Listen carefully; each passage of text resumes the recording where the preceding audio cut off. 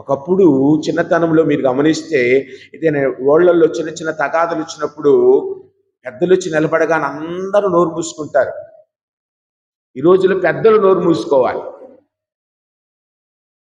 ఎంతోడు కూడా మాట్లాడతాడు, మూతి మీద మేసోలేనుడు కూడా మాట్లాడతాడు. ఏం మాట్లాడుతున్నామో తెలియదు.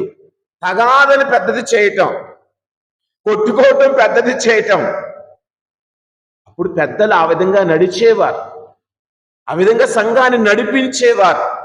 మరి కుటుంబ పెద్దగా కుటుంబపు బాధ్యతలు నిర్వహించే మనం ఏ విధముగా మన కుటుంబాన్ని మన సంఘాన్ని నడిపించుకుంటూ ఉన్నాం? ఈ రోజున ప్రభు అంటున్నారు, ఇది అందరి బాధ్యత, ఇది అందరి బాధ్యత. ఆ 72 మంది స్థానములో క్రైస్తవులమైన నీవు నేను, క్రైస్తవ కుటుంబాలమైన నీవు నేను ఉండి నడవాలని ఆయన కోరుతున్నది.